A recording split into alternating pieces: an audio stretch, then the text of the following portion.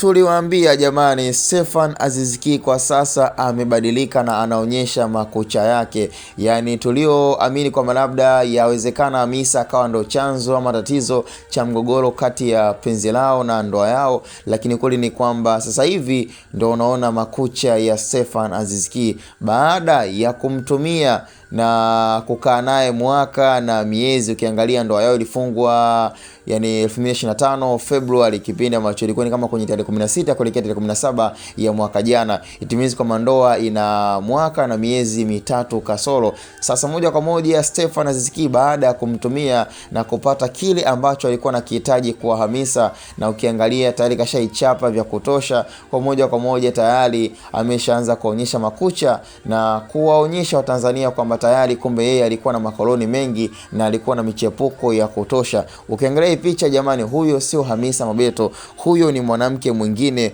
wa Stefan Aziz Ki ambaye alionekana kwa katika moment tofauti. Yani ukiangalia huyo dada hana undugu na Stefan Aziz Ki, hana ushikaji wote ambao labda ungesema kama labda huyo ni rafiki yake kipenzi ambaye tumeshamjua kabla ya kuwa na Hamisa Mobeto, lakini moja kwa moja huyo imeshajulikana kwamba huyo ni mchepuko wa kaka yetu Stefan Aziz Ki ambaye anafanya pia migogoro iendelee kuwa ni mingi katika ndoa ya Hamisa Mobeto na Stefan Aziz Ki. Cha msingi tukutane kwenye upande wa comment hapo.